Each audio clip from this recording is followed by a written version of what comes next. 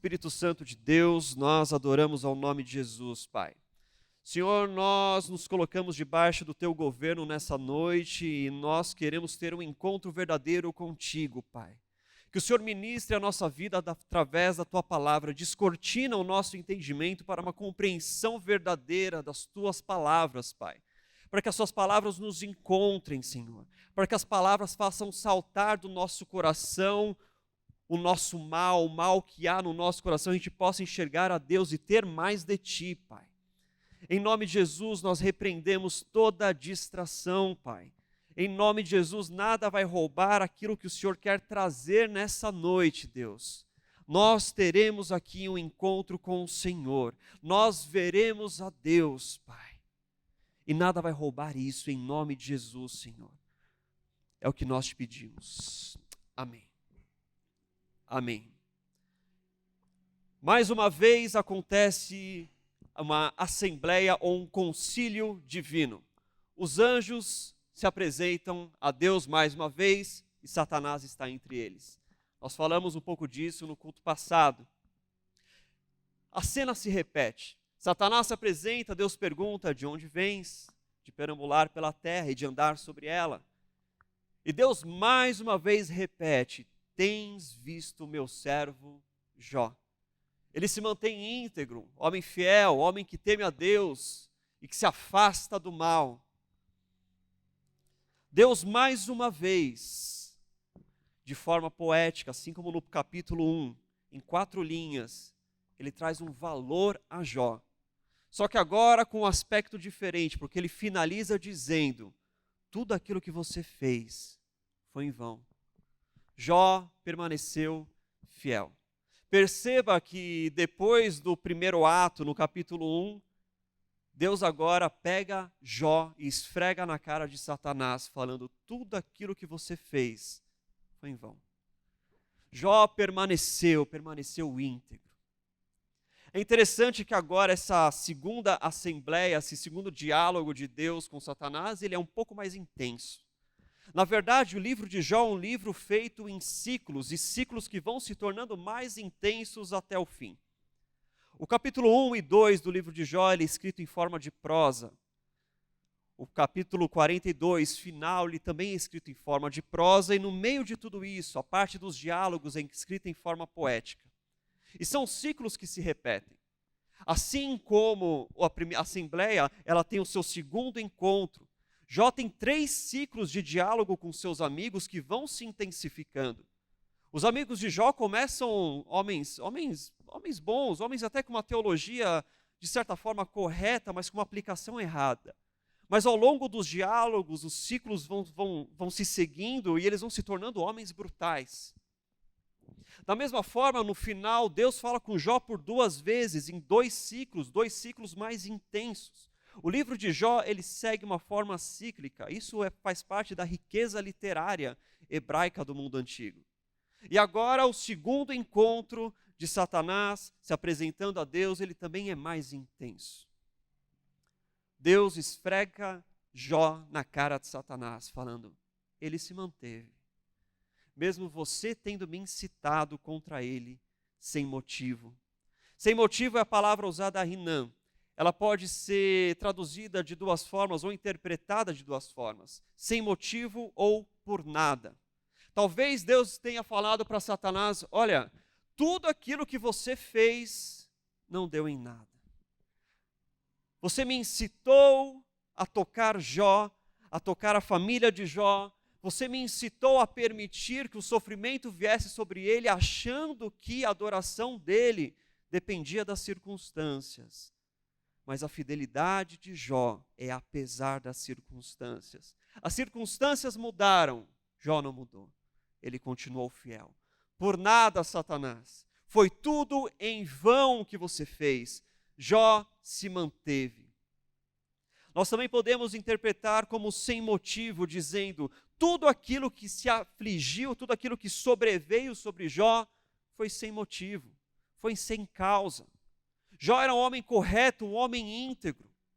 Deste lado da eternidade, nós olhamos o sofrimento e nós sempre queremos buscar causas e motivos para tudo aquilo que nós sofremos. Tudo aquilo que acontece na nossa vida, nós buscamos causa. Mas a Bíblia nos mostra, aqui no livro de Jó, que nem tudo tem um motivo aparente deste lado da eternidade. É claro que alguns sofrimentos que nós passamos têm um motivo. Olha, você pode ter contraído AIDS porque você viveu uma vida pecaminosa. Olha, aquele acidente de carro que tirou a vida do seu amigo foi porque você dirigiu bêbado. Alguns sofrimentos que nós passamos têm um motivo, têm uma causa. A sua empresa quebrou porque você foi um mau administrador. Você perdeu o seu emprego porque você não foi um bom funcionário. Ai, Deus tirou o meu emprego. Não, a causa de você ter perdido é porque você não era bom. Você não era fiel no seu trabalho. Você não fazia como se estivesse fazendo para Deus. Então tem sofrimentos, tem circunstâncias que se tornam adversas nas nossas vidas que tem motivo. Mas o livro de Jó nos mostra que também tem circunstâncias anormais que podem acontecer, cuja resposta não está deste lado da eternidade. Na visão de Jó, pelas lentes de Jó, ele não enxergava causa nenhuma para o que estava acontecendo. Infelizmente, Jó não podia ler o livro de Jó e saber que tudo aquilo que estava acontecendo sobre ele vinha do próprio céu, do próprio Deus, da permissão de Deus, que queria provar que Jó permanecia fiel, que usou Jó como um argumento divino para esfregar na cara de Satanás, falando: você não tem esse poder que você acha que você tem, porque Jó permaneceu no sofrimento. Isso significa, querido, que tem lutas que a gente vai passar, sofrimentos que a gente vai passar, que não tem motivo. Que nós não vamos saber, nós não vamos ter uma resposta deste lado da eternidade. Por que um vírus mortal atacou a terra e levou a vida do meu pai? Não sei. Por que um acidente trágico aconteceu e levou a vida de um jovem? Não sei. Por que essa doença, Ramon, por que o câncer veio justo em mim? Não sei. Nós não temos resposta para todas as coisas deste lado da eternidade. Mas o que basta para nós é saber que Deus sabe. Deus sabe. Isso é reconfortante. E é nisso que nós devemos ter fé e depositar toda a nossa fé. Nós não temos resposta para todos os sofrimentos. Tem coisas que vão acontecer que eu não consigo te dar uma resposta. Homem nenhum vai conseguir te dar uma resposta. Mas Deus sabe. E tudo aquilo que Deus permite acontecer e passar tem um propósito. Deus às vezes nos coloca em circunstâncias anormais para mudar a nós. Deus nos coloca em circunstâncias anormais, difíceis, para nos aperfeiçoar em amor a Ele, para aperfeiçoar a sua fé. Enquanto o desígnio de Satanás, através do sofrimento, é te fazer cair, o desígnio de Deus, através do sofrimento, é te fazer mais forte. Fazer com que a sua fé seja mais rígida, mais forte. Então, querido, nós não sabemos todas as respostas. Nós às vezes ouvimos pessoas dizerem: o dia que eu encontrar Deus, eu vou vir fazer todas as perguntas. Deus, por que isso? Deus, por que isso? Por quê? Por quê? Por quê? Querido, o dia que você encontrar Deus, os porquês vão perder todo o seu sentido. Quando Jó encontra Deus, Deus não lhe dá uma resposta. Porque tem coisas que não cabe ao homem compreender. Tem coisas que não cabem ao homem saber. O que bastou para Jó não foi respostas virem de Deus, foi Deus se apresentar como a resposta. Queridos, nós vamos passar por sofrimentos que não saberemos o porquê, mas Deus sabe. A fé é a certeza daquilo que não se vê, é o firme fundamento das coisas que se esperam. A sua fé é colocada em prática exatamente quando você não sabe. E nem sempre Deus vai te dar as respostas. Às vezes ele vai dar dele. E ele é a resposta que a gente precisa. Nós não precisamos entender todas as coisas. Nós precisamos confiar nele. E Deus fala para Satanás sem motivo. Deste lado da eternidade, não há causa aparente. Os amigos de Jó tentam achar causas aparentes, porque às vezes no nosso sofrimento o que mais tem é gente à nossa volta tentando arrumar motivo para aquilo que a gente sofreu. Eles insinuam que Jó adulterou, eles insinuam que Jó roubou os mais pobres. E Jó se gloria porque é tudo sem fundamento. Eu permaneci íntegro, eu permaneci fiel. O que basta nós sabermos é que Deus sabe. E se Deus sabe, queridos, então sua vida não perdeu o controle das mãos dele. Deus não se distraiu e Satanás veio e fez algo, não. Deus sabe. Deus projeta, através mesmo do sofrimento, um ambiente onde a sua fé seja fortalecida e sua dependência dele seja mais enraizada. A questão é, nem sempre teremos as respostas. Nem sempre teremos as respostas, queridos. Mas Deus sabe. Deus então fala isso para Satanás, olha, foi tudo sem motivo. Você me incitou para arruiná-lo sem motivo. Satanás responde, pele por pele. Esse termo pele por pele é um dos vários termos que aparecem no livro de Jó, que não se sabe exatamente o significado original. O significado se perdeu. Claro que nós conseguimos entender o sentido que o termo pele por pele aparece por aquilo que se segue. Ele está falando, toque um homem, ele dará tudo em troca da sua própria vida.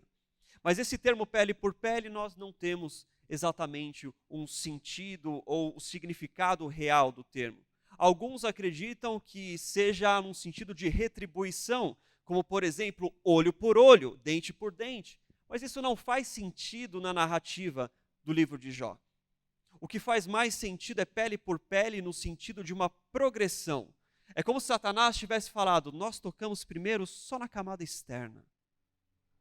Vamos para a próxima. Vamos tocar na camada interna. Pele por pele. Vai arrancando, vai tocando pele por pele. É uma sequência. É isso que Satanás insinua. Fala, olha, nós só tocamos naquilo que é externo. Você acha que a adoração dele é verdadeira? A gente só tocou com o externo, mas agora toca na vida dele. E vamos ver se ele se mantém fiel. Satanás agora levanta a terceira tese. No capítulo 1, ele levantou de que um homem ama as riquezas mais do que o próprio Deus. Um homem ama a família mais do que o próprio Deus. E agora ele levanta a terceira hipótese. O homem ama mais a sua vida do que o próprio Deus. Se tem algo que o homem ama, é a si mesmo. Se tem algo que o homem muitas vezes forma ou endeusa, é a si mesmo, a sua satisfação, o seu prazer, o seu contentamento. E Satanás fala, olha, a adoração dele não é genuína. Toca nele. Toca na vida dele. Vamos ver se ele permanece fiel quando a carne dele começar a apodrecer. Vamos ver se ele permanece fiel quando feridas começarem a se abrir. Toca na vida dele. Vamos ver se ele te adora. E mais uma vez, Deus permite. A palavra diz que Deus permite. Vai lá, pode tocar, mas não tire a vida dele. Mais uma vez, Satanás é um cachorro na coleira de Deus. Ele não tem autonomia para fazer o que ele quer, ele só pode ir até onde Deus permite que ele vá. Mais uma vez, Satanás é apresentado como impotente de fazer o que ele quer. Tudo aquilo que Satanás tenta fazer e tocar, ele só faz se Deus assim o permitir, e Deus impõe limites. E Satanás pede para tocar a vida agora de Jó, tocar o próprio Jó. Em Lucas capítulo 22, acontece algo semelhante. Jesus vai dizer: Pedro, Pedro, Satanás pediu para peneirá-los, mas eu intercedi por você, para que você não perca a sua fé. E quando converteres, fortaleça os seus irmãos. Novo Testamento. Satanás continua pedindo para tocar vidas. E olha que interessante. Jesus diz que Satanás pediu para peneirá-los, plural, discípulos. Satanás pediu para tocar os discípulos. Jesus responde: mas eu intercedi por você. Singular. Jesus não intercedeu, preste atenção, Jesus não intercedeu para que Satanás não tocasse. Mas Jesus intercedeu para que ao Satanás tocar, você permanecesse fiel, Pedro. A sua fé não desfalecesse, você não caísse. Eu intercedi por você, para você se manter fiel em meio à dor, ao sofrimento, às perguntas, os muitos porquês. Jesus intercede somente por Pedro. Talvez porque Pedro seria o primeiro a passar por uma grande provação quando ele nega Jesus. E aí Jesus diz: e quando você converteres, ou quando você voltar, ou quando você se recompor, fortalece os seus irmãos. Agora Jesus terceiriza a intercessão. Ele fala: Pedro, quando você passar por isso, você vai ser mais forte. E porque você se tornou mais forte, você fortalece os seus irmãos. Queridos, tem dores que vêm para te fazer mais forte. Tem dores que vêm para te fazer e te tornar mais forte. E o que eu faço com essa força? Fortalece quem está passando por esses mesmos dores. Você que passou pelo luto agora, fortalecido, fortalece aqueles que estão passando pelo luto. Você que passou por grandes perdas, agora fortalecido, fiel, interceda por seus irmãos, para que eles não desfaleçam na fé, para que eles não caiam da fé. Olha como o papel da intercessão se apresenta nesse cenário. A intercessão é você fortalecer o irmão para que ele não caia, para que ele não caia da fé. Mais uma vez, o desígnio de Satanás ao tocar as vidas é fazer você blasfemar contra Deus e cair da fé. Mas o desígnio de Deus, até em meio ao toque de Satanás, é que você seja fortalecido em fé. E uma vez fortalecido, fortaleça os seus irmãos. É isso que Jesus fala para Pedro. A dor que você passou, queridos, que você suportou, agora você auxilia o irmão que está passando por ela. Satanás, ele continua tentando tocar vidas. Não se iluda. Se tem algo que o Novo Testamento deixa muito claro, é que uma vez que você se converte, você se torna do caminho da fé, perseguição virá. Lutas virão. Querido, o cristianismo, ele não te promete uma vida de bem-estar e uma vida de felicidade. Isso não faz parte da visão de cristianismo dos primeiros discípulos, não. Jesus fala: quando você se converter, você será perseguido pelo meu nome, você vai sofrer pelo meu nome, você vai ser traído pelo seu pai e pela sua mãe por causa do meu nome. São situações agradáveis? Não. O cristianismo, ele nos leva para uma vida, queridos, que nós estamos sujeitos a dores, a sofrimentos.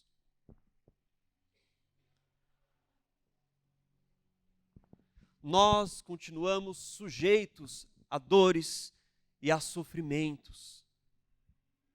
Quantos mártires cristãos sofreram, perderam sua família, queimados, cortados, enforcados, crucificados de cabeça para baixo, queimados vivos, peles arrancadas dos seus corpos, porque defendiam a fé e morreram defendendo a fé ao custo da sua própria vida, provando que Satanás está errado, de que um homem não abandona a fé em favor da vida, mas o homem prevalece na fé mesmo que isso custe a minha vida. Porque a vida que eu almejo, ela me aguarda quando eu atravessar os portões. Essa é a vida que nós aguardamos. Essa era a esperança dos discípulos, essa era a esperança dos apóstolos e a nossa. A nossa esperança é que a verdadeira vida nós vamos desfrutar no fechar e no abrir de olhos, atravessando os portões e contemplando aquele que é a resposta. Quantos deram a vida pelo Evangelho? Satanás continua tentando provar a sua tese e Deus continua esfregando na cara de Satanás que ele não consegue. Queridos, quantas vezes Satanás tentou fazer você cair da fé? E quantas vezes pegou você, esfregou na cara de Satanás e falou, viu só? Permanece fiel. Na perspectiva humana, Jó estava no estado deplorável. Na perspectiva humana era só dor e sofrimento, mas na perspectiva do céu, fiel, viu só? Humilhado por homens e honrado por Deus. Queridos, permaneça fiel. O cristianismo não promete uma vida fácil. O final dos tempos está aí, queridos. A palavra ressalta, nós seremos perseguidos. Nós seremos traídos. É inevitável, vai acontecer. O sofrimento vai bater a porta. Mas a gente suporta ele. Por quê? Porque Deus nos dá a graça. Quando Paulo vai dizer, nós somos mais que vencedores. Aleluia, a gente gosta disso, né? Mas quais são as circunstâncias que Paulo fala isso em Romanos 8? Nós somos mais que vencedores, onde? Na guerra, na nudez, na espada, na perda, no sofrimento. O que Paulo está dizendo? Nós vamos passar por isso, mas não como derrotados, como vencedores, não vencedores comuns, mais que vencedores. Porque o mal que intentaram contra nós ainda se tornou bem, porque a nossa fé se tornou fortalecida. E o nosso testemunho continuou se propagando.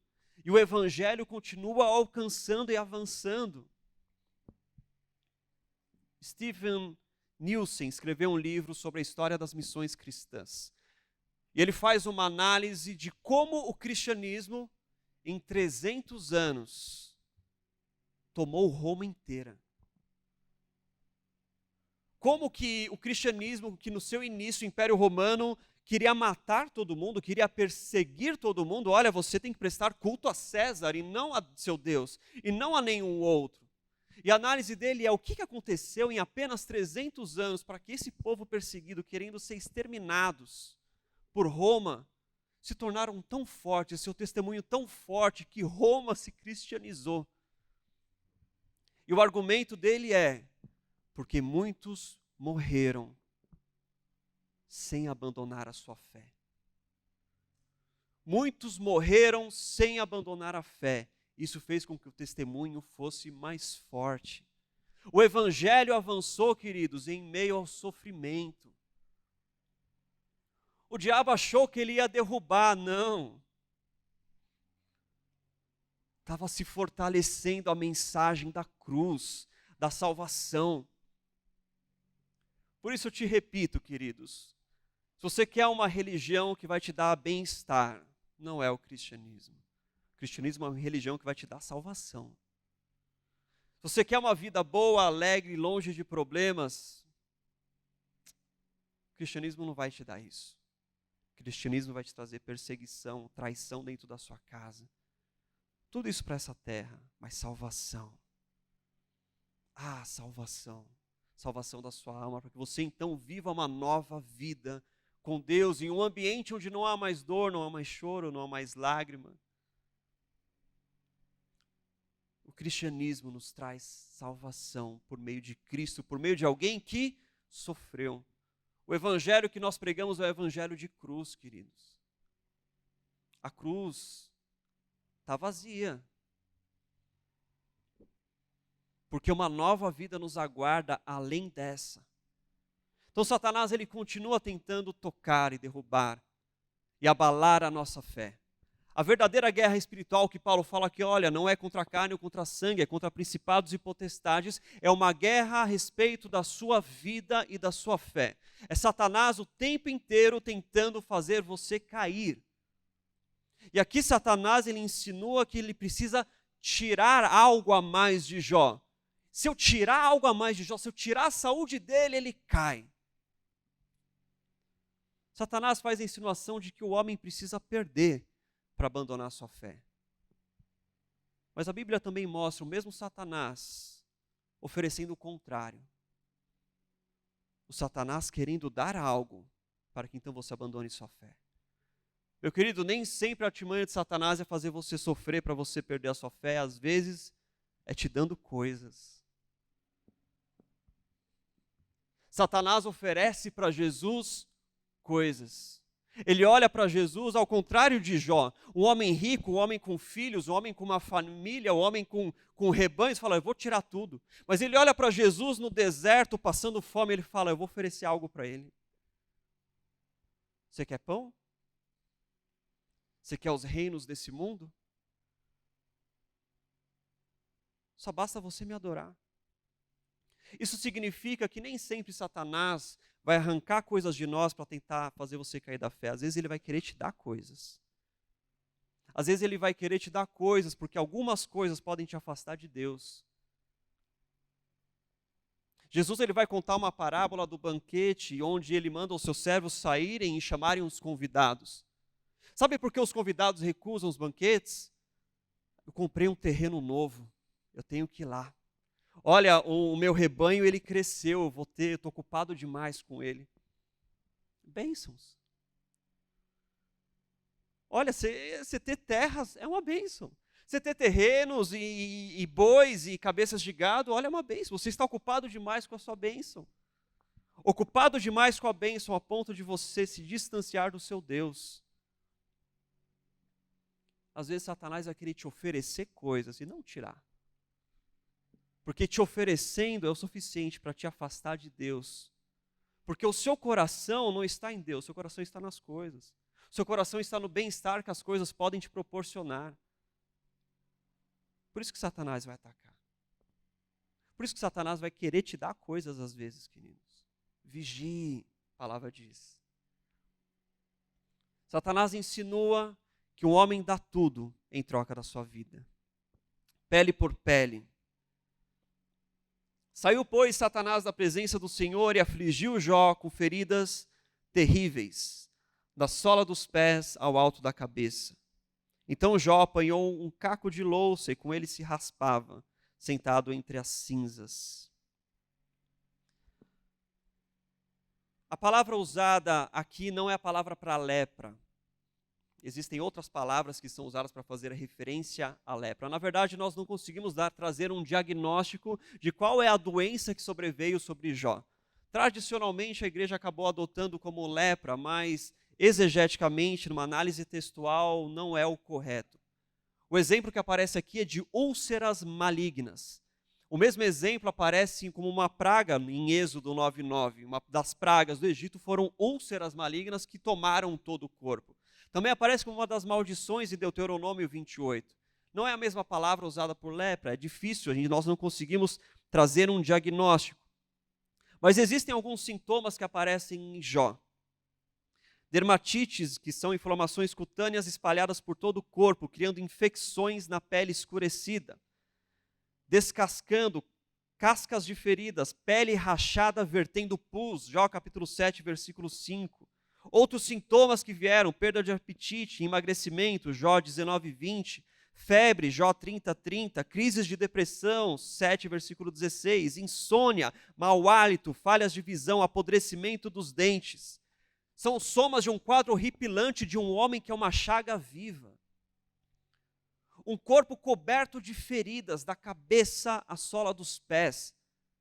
Feridas que se iniciam como bolhas e depois se tornam cascas, que se você raspa parecem pele viva, carne viva, vertendo pus, mau hálito, dentes apodrecendo, ele emagrece, começa a perder a visão, visão fraca.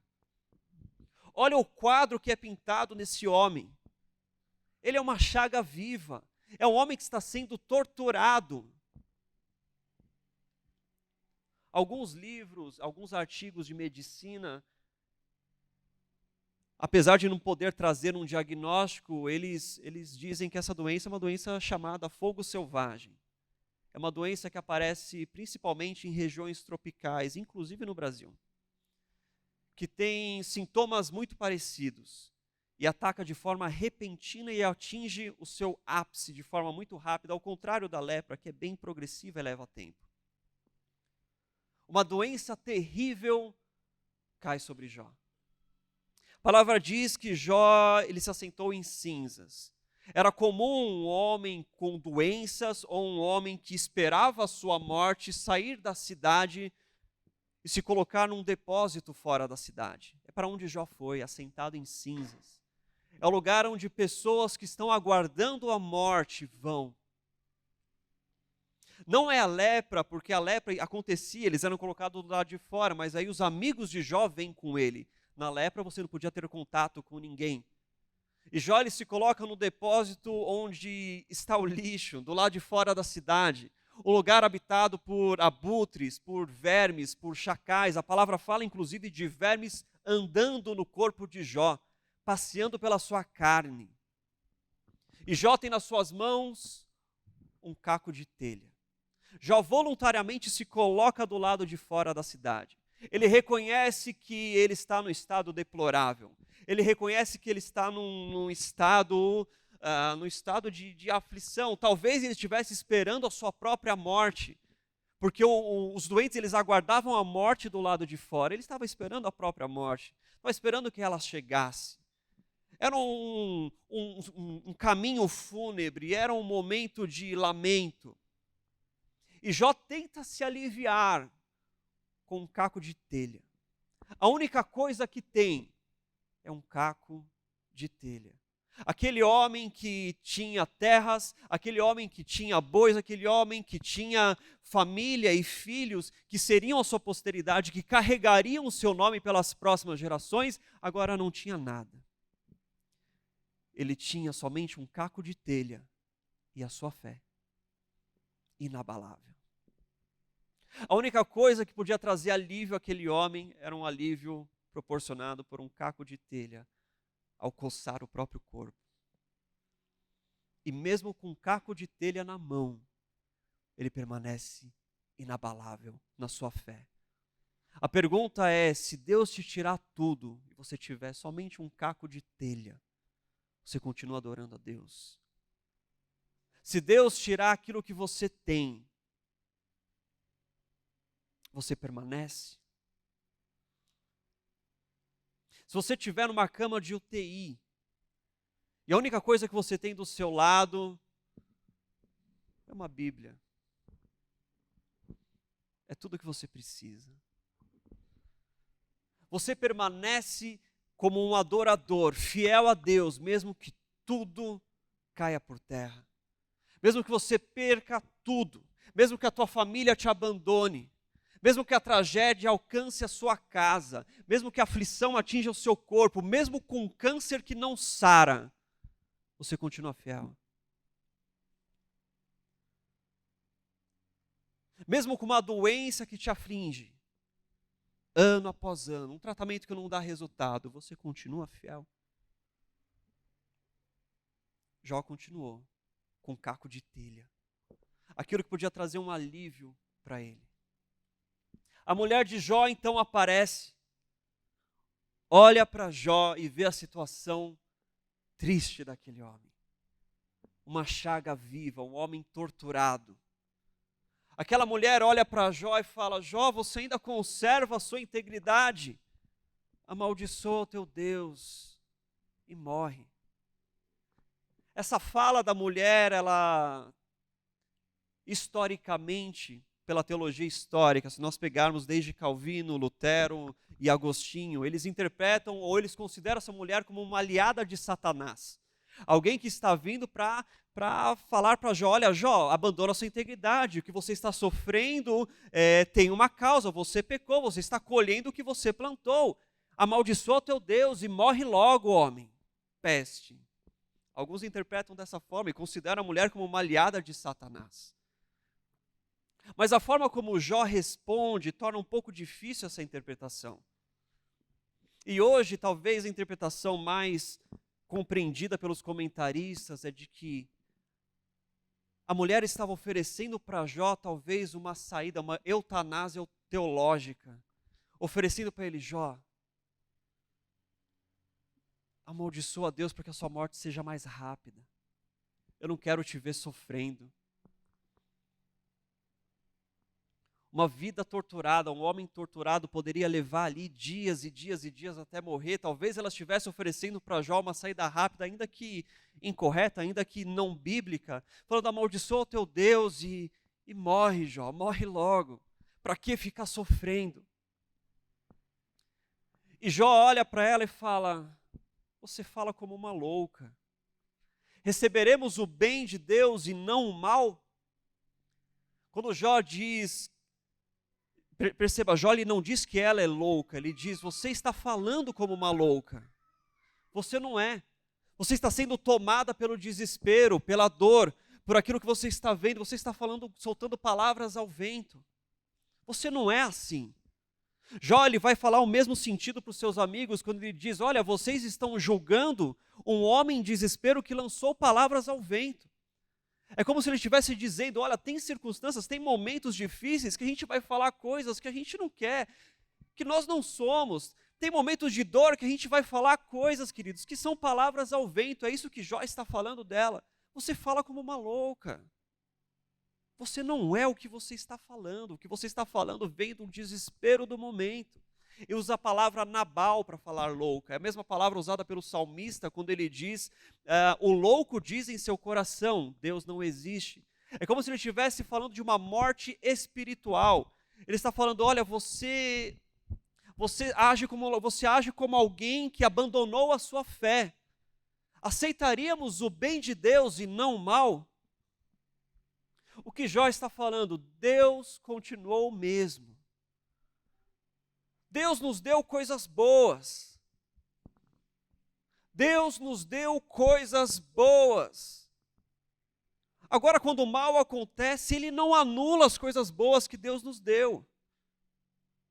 Queridos, Deus ele tem nos sustentado, tem nos agraciado, tem nos fortalecido, mas basta uma coisa e nós voltamos para o céu e falamos: ah, Deus, onde estás? Receberemos o bem de Deus e não o mal? Deus ele não mudou. O Deus que fez o bem também é o Deus que permitiu o mal. E louvado seja Deus. Deus ele não mudou, queridos. O que Jó está insinuando, nós só vamos adorar a Deus quando coisas boas acontecerem? Essa é a pergunta que a gente tem que se fazer. Você só vai adorar a Deus quando seu casamento está bom? Você vai só adorar a Deus quando você está com saúde? Você só vai adorar a Deus quando você tiver bens? E se Deus tirar essas coisas? Então, pessoas se afastam de Deus quando coisas dão erradas. Porque nós nos apegamos às coisas boas. Agora, se você só adora a Deus quando você está em um momento de bem-estar, e se esse bem-estar passa, você abandona a Deus, então o seu louvor não era o Deus, você não louvava a Deus, você louvava as coisas boas. A sua adoração não era a Deus, a sua adoração eram as condições boas. Porque basta você perder elas e você vira as costas para Deus. Seu coração é mais idólatra do que você pensava. E o sofrimento nos proporciona enxergar o nosso próprio coração e desnudar ele diante de Deus, para que Deus possa trabalhar nele. Aceitaremos o bem de Deus e não o mal? Você só vai louvar a Deus quando tudo estiver dando certo, queridos? Que Deus é esse que você louva? Porque não é o Deus que eu conheço. Talvez você esteja louvando a si mesmo e aquilo que te satisfaz. O seu Deus é você mesmo e você louva tudo aquilo que pode agradar a você. O seu Deus, ele tem o seu rosto. O seu Deus, ele tem o seu rosto talhado em pedra, onde tudo tem que acontecer para satisfazer a Ele. E se algo acontece, então, querido, isso é idolatria. Você está atrás daquilo que te satisfaz.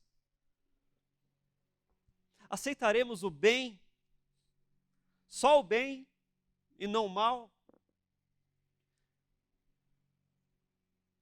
Deus permanece o mesmo. O Deus que te deu também é o Deus que tira. E o Deus que tira também é o Deus que te dá em porção dobrada. Deus continua o mesmo. Deus continua o mesmo, assentado no seu trono. As circunstâncias não mudam a Deus, mesmo que Deus mude as circunstâncias, mas as circunstâncias mudam a você. E elas mostram quem você sempre foi. A questão é, Deus vai pegar você e esfregar na cara de Satanás para falar que ele estava errado? Ou as circunstâncias vão mostrar que, acho que eu amava mais a minha própria vida do que a Deus. No final das contas, você vai ser constrangido por elas. E mesmo nesse momento, você vai se voltar para Deus e falar, Deus, tinha um altar aqui dentro que eu não tinha derrubado ainda. E esse altar tem o meu nome. Não é um Deus desconhecido, é um Deus com o meu nome. E as circunstâncias provaram que é esse Deus que eu sou devoto. Quebra ele.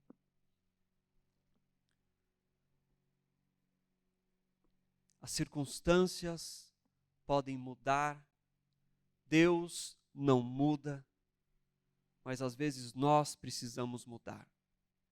Aceitaremos somente o bem e não o mal? Louvaremos a Deus somente quando está tudo bem? E às vezes nós nos focamos somente nas coisas ruins. Então você pode estar, olha, eu estou com uma doença, mas eu tenho minha família comigo. Olha, eu perdi o emprego, mas eu estou saudável. Eu tenho minha mulher comigo. Olha, eu perdi a minha família, mas Deus te deu saúde. Nós nos colocamos nossos olhos tanto nas coisas ruins, e como uma coisa ruim acontece, nós queremos questionar a tudo, e nós paramos de enxergar as coisas boas que Deus fez. As coisas boas que Deus nos deu. A sua família está com você. Deus está com você. Não importa essa doença. Ramon, por que o tratamento não dá certo? Ramon, por que o tumor volta? Ramon, por que o câncer ele volta? Não sei.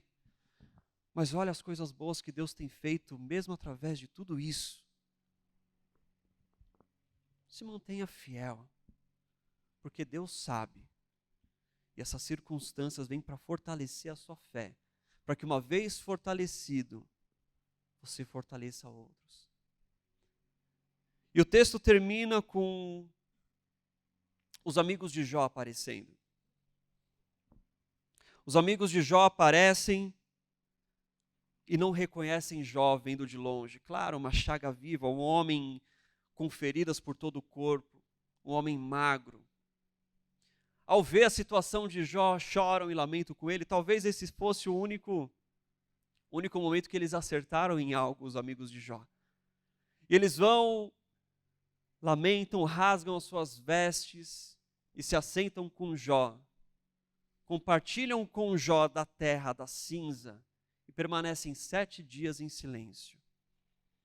Esse é o único ponto que os amigos acertaram. Porque às vezes o que a gente precisa são de pessoas que simplesmente se aceitam ao nosso lado, em silêncio.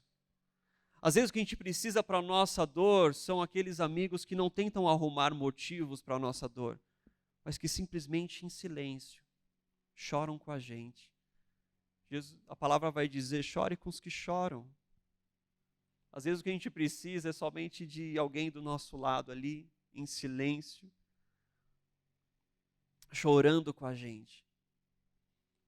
Talvez os amigos de Jó também estivessem com ele esperando em um momento fúnebre que a vida de Jó fosse levada, fosse tirada.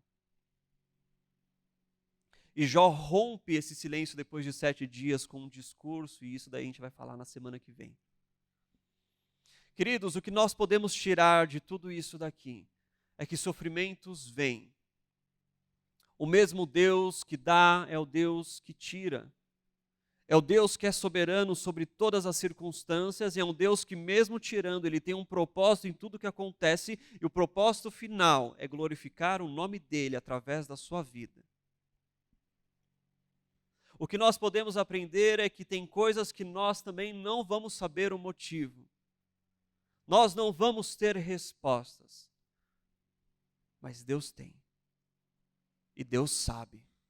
E isso é o suficiente para todos nós. Eu não sei qual a dor, o sofrimento que você passa, qual a angústia que você passa. Eu não sei a doença que você enfrenta, o luto que você enfrenta. Eu também não posso te dar resposta para o que você passa. Mas o que pode consolar o seu coração é que Deus sabe. E na perspectiva do céu, você permanecer fiel já é motivo de alegria. E de provar para o inferno que você não é guiado pelas circunstâncias, mas a sua fé permanece, mesmo que tudo seja tirado. Te convido a ficar de pé.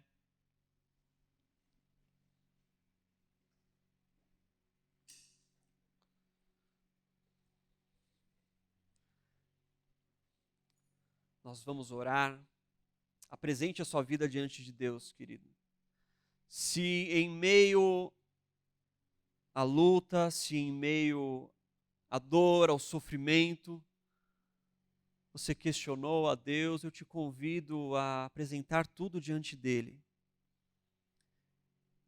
Eu te convido a descansar, sabendo que Deus sabe. Eu te convido a permitir que a graça de Deus te fortaleça. Eu te convido a lançar fora todas as suas dúvidas e questionamentos.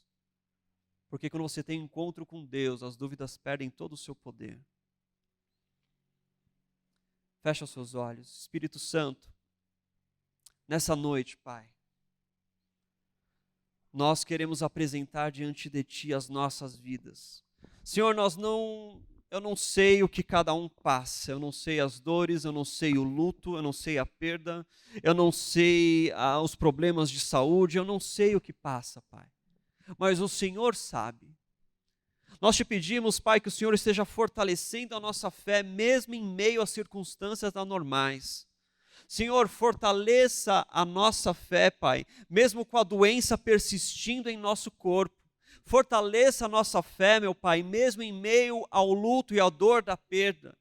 Fortalece a nossa fé, Pai, mesmo a nossa família, Senhor, tendo se distanciado. Fortalece a nossa fé, meu Pai. Nós te pedimos.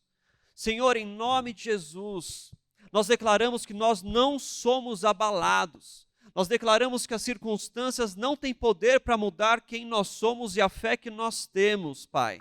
Porque o nosso Deus é um Deus firme, é um Deus verdadeiro, é um Deus amoroso. E mesmo em circunstâncias adversas, nós somos mais que vencedores. Não porque a vitória foi conquistada por nós, mas porque foi conquistada por Ele. E é nele que nós nos alicerçamos, nos arraigamos. É nele que nós não vamos nos separar. É desse amor que nada pode nos separar. É esse amor que vai nos fortalecer. É essa certeza que nos mantém de pé, Pai. Então, em nome de Jesus, que a paz do Senhor esteja entrando nos corações, meu Pai. Que as fés sejam fortalecidas, que as perguntas caiam por terra, que os questionamentos caiam por terra, meu Pai. Que o Senhor se revele como a resposta que que nós sempre precisamos, Pai. Que o Senhor se revele como a resposta que nós sempre procuramos, Deus. Em nome de Jesus, Senhor. Em nome de Jesus, nós silenciamos, Senhor, a voz de Satanás em nossos ouvidos. Nós silenciamos a voz do inferno, Pai, querendo nos derrubar, Deus. Em nome de Jesus, hoje nós intercedemos uns pelos outros, Pai, fortalecendo, Deus, para que uma fé inabalável, Pai, surja em nossos corações, uma fé que se fortalece apesar das circunstâncias, Pai. Em nome de Jesus, Deus, perdoa as vezes, Pai, em que nós fomos idólatras, perdoa as vezes, Deus, em que nós fizemos de nós mesmos deuses, Pai, onde quando circunstâncias difíceis apareceram, nós blasfemamos, nós viramos as nossas costas para o Senhor, Pai. Perdoa as vezes, meu Pai, em que nós negamos ao Senhor, porque coisas ruins aconteceram, Deus. Perdoa a nossa ignorância, Pai, em nome de Jesus, Senhor. Mas nos recebe, Pai, fortalece-nos, derrama da Tua paz, Pai. Derrama, Senhor, do Teu amor, constrange-nos com quem Tu és. Mostra-nos, Pai, que o Senhor não desistiu de nós, porque o Senhor não desistiu. O Senhor continua, o Senhor é imutável, o Senhor continua sendo o Pai que aguarda o filho rebelde de volta a casa. Senhor, em nome de Jesus, nós queremos correr ao Teu encontro nessa noite, Pai. Em nome de Jesus, nos recebe de volta, meu Pai, porque o Senhor não se envergonha de nós, não importa o estado em que nós estamos, não importa a sujeira que nós ficamos, o Senhor continua de braços abertos para nos receber e receber um coração arrependido, Pai. Em nome de Jesus, Senhor, que nós possamos nos arrepender, Pai, das vezes em que nós blasfemamos, que possamos nos arrepender das vezes em que nos distanciamos, e que possamos ter um encontro com o Senhor, Pai. Se revela a cada um dos que estão aqui, Deus. Se revela a cada um dos que estão aqui, Pai. Em nome de Jesus eu te peço, Senhor. Fortalece as nossas estruturas. Fortalece a nossa fé, Pai. Regenera a nossa alma aflita, Deus. Refrigera-nos em nome de Jesus, Pai. Porque nós declaramos que seremos encontrados fiéis. Em nome de Jesus, nós declaramos que seremos encontrados fiéis, Pai. E o inferno não pode se vangloriar, Pai, porque nós não caímos, nós permanecemos. O inferno será humilhado em nome de Jesus, Pai. Cobre-nos com a Tua graça, com a Tua mão e com a Tua bênção, Senhor, fortalecendo-nos em meio à dor, em meio ao sofrimento. Porque nós sabemos que tudo isso é temporário, Pai. Mas naquele dia, quando os portões se abrirem, Senhor, todos os porquês ficarão para trás. E a única coisa que virá à nossa mente é: valeu a pena. Valeu a pena perseverar, valeu a pena resistir, valeu a pena permanecer. Em nome de Jesus, Pai. Amém.